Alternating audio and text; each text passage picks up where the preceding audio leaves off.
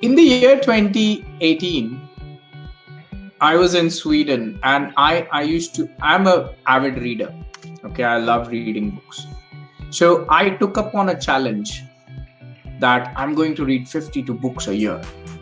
And that means a book a week. Well, I didn't manage 52 books a year, but I still was able to finish around 40 to 45 books in that year. What I realized, and this was mostly after joining Passionpreneur and after listening to Gurudev's one of the favorite words, as that I was a reading junkie. Okay. And I love that word because what happens is when you read a book gives you a kick of dopamine into your system. Now, dopamine levels keeps you high at a certain point, right? And when you're done with the book, and after a day or two, dopamine level goes down. And then you want that rush, you want that energy again, right? So what most of the people do is they go and pick up the next book. And so on and so forth.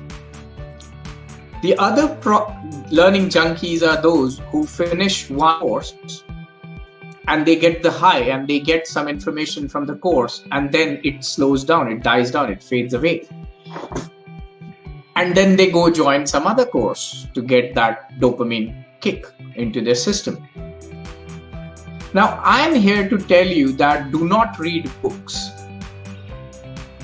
for the sake of reading. And I'll also show you what I do when I read books. I have these story cards. And if you see, they are multiple colored story cards, right? So what I do is, whenever I read a book, I have a story card handy with me. Okay, I have many story cards with me.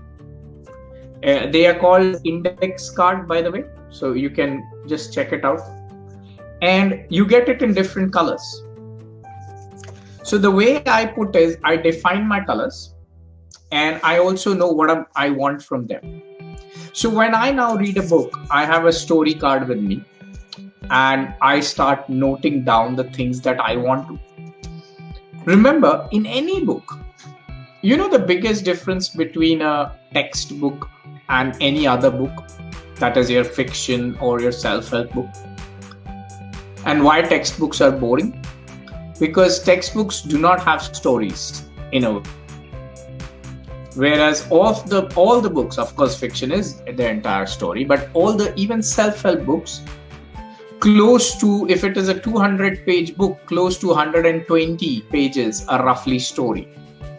Because if I have to put a concept to you, I have to share an example in form of a story on how it works, right? So what I want you guys to focus is that when you read a book, try and see why you're reading the book on the first place. Okay? Get some review. Go to YouTube and watch a quick short information about that book, what the book is about. So you know that, okay, this is what I want from this book, right?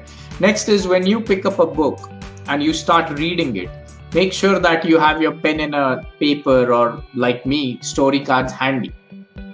Where you find that certain things are going to be relevant to you and to your context, and for your content. Note them down.